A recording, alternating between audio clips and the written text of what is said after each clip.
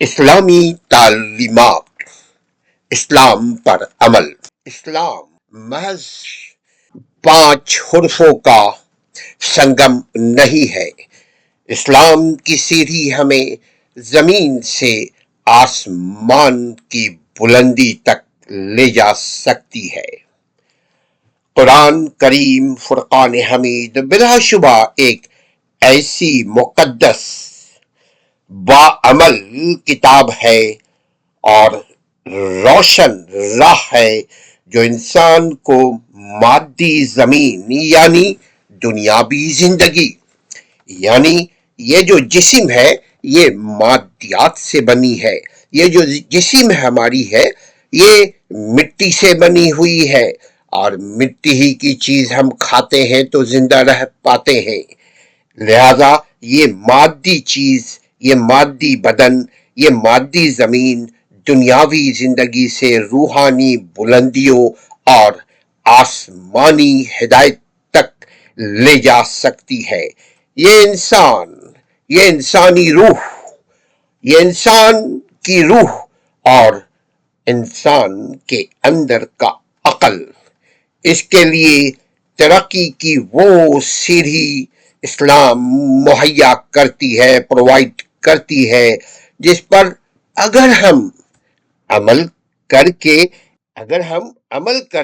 عمل کر کے انسان بلند اخلاقی اور بلند روحانی درجات حاصل کر سکتا ہے، اور آخرت at the day of judgement اس دنیا سے جب جسم اور روح آپس میں جدا ہو جائے تو ہم مر جاتے ہیں۔ ہماری زمین سے مٹی سے بنی ہوئی اس باڈی کو مٹی کے حوالے ہم کر دیتے ہیں، اگر نہ کریں، دیر کر دے تو اندر سے سڑنے گلنے لگتا ہے، اور پھر انسان جس کو زندگی میں اتنا پیار کیا کرتا تھا وہ پھر اس سے بیزار ہو جاتا ہے۔ اسی لیے قانون قدرت ہے، قانون فطرت ہے کہ اگر باڈی، جسم اور روح آپس میں جدا ہو جائے تو آپ زیادہ دیر تک اس باڈی کو، اس جسم کو نہیں رکھ سکتے۔ اس باڈی کا استعمال اسی وقت تک ہم کر سکتے ہیں جب تک اس کے اندر روح موجود ہے۔ قرآنی تعلیمات کے ذریعے زمین سے آسمان تک کا سفر، روحانی ترقی، اخلاقی ترقی، عملی ترقی، قرآن انسان کو مادی فکر سے نکال کر روحانیت کی طرف لے جاتا ہے جو آسمانی قربت کا ذریعہ ہے۔ بٹ یاد رکھیے، مادی فکر سے نکال کر کا مطلب یہ نہیں کہ ہم روٹی، کپڑا، مکان، بیمار ہو جائیں تو دوائی، ہم دنیا کی تمام چیزوں سے دور نہیں ہوتے، کنارہ کشی نہیں اختیار کر سکتے۔ اگر ہم نے دنیا سے کنارہ کشی اختیار کر لیا، دنیا کی تمام چیزوں سے کنارہ کشی اختیار کر لیا تو ہم دنیا کو، ہم اسلام کو سیڑھی نہیں بنا پائیں گے، چونکہ اگر دنیا میں ہم کمزور ہیں تو حدیث سے مبارکہ صلی اللہ علیہ وآلہ وسلم کا مفہوم ہے کہ کمزور مومن سے طاقتور مومن بہتر ہے۔ تو روحانی ترقی بھی ضروری ہے، دنیاوی جسمانی ترقی بھی ضروری ہے، اس لیے کہ روح اور جسم مل کر کہلاتا ہے زندگی۔ علم اور حکمت، قرآن کی آیات، کائنات اور اللہ کی نشانیوں پر غور فکر کرنے کی دعوت دیتی ہے، جو عقل کو آسمانی حقائق تک لے جاتی ہے۔ علم کے بغیر انسان نہیں، جانور ہے، اور اگر علم آ جائے اور عمل نہ کرے تو بھی وہ انسان کے اندر سے انسانیت ختم ہو جاتی ہے، تو اس میں اور جانور میں سوائے ظاہری کے اور کوئی فرق نہیں رہ جاتا۔ اخلاقیات بھی آپ کے رویوں کا نام ہے۔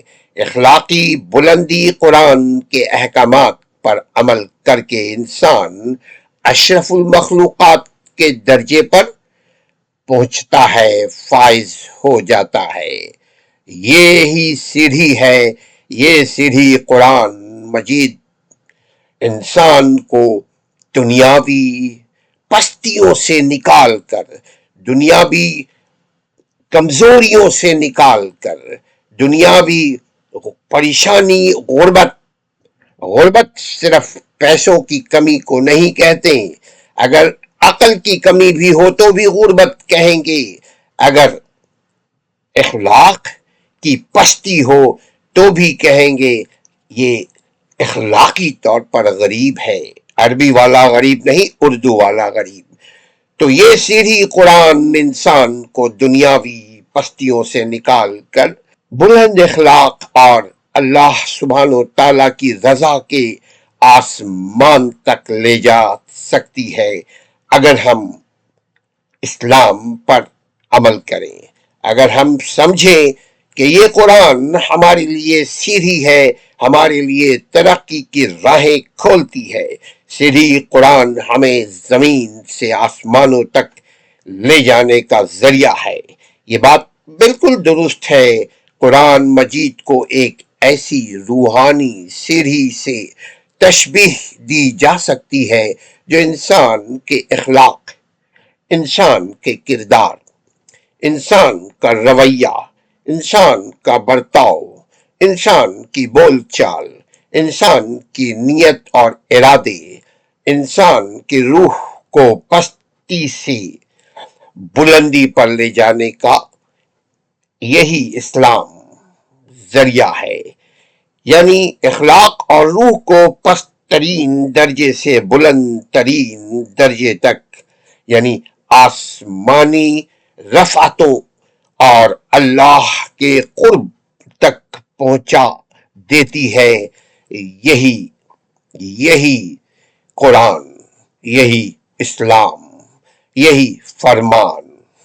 اس آسمانی سفر کے چند اہم پہلو یہ ہے کہ ہدایت کا نور، یہ کتاب انسان کو اندھیروں سے نکال کر روشنی کی طرف لے جاتی ہے۔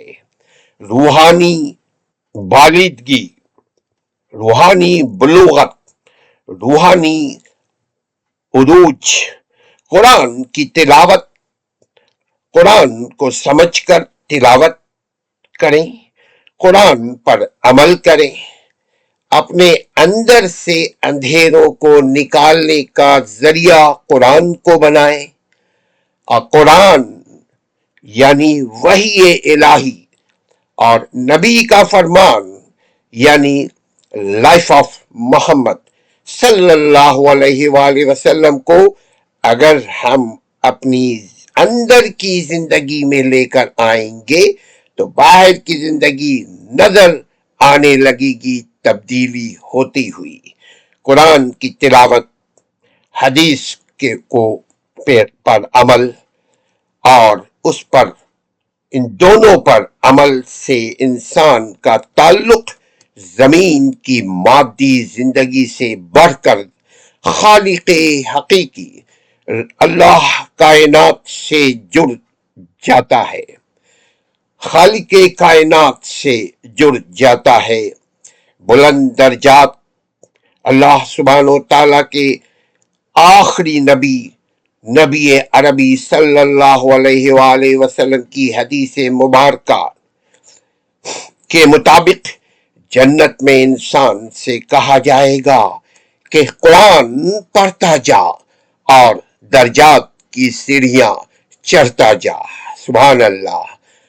مگر یاد رکھیں، ہم عجمی جو قرآن پڑھتے ہیں، عجمی یا عربی، اگر زندگی کے اندر تبدیلی یہ قرآن نہ لا سکے تو ہم بار بار پڑھیں اس قرآن کو، سمجھیں اس قرآن کو، عمل کرنے کے لیے اپنے آپ کو تیار کریں، کجا کہ ہم دوسروں پر توجہ دیں، اپنی زندگی تبدیل قرآن کے ذریعے کرنے کی کوشش کریں۔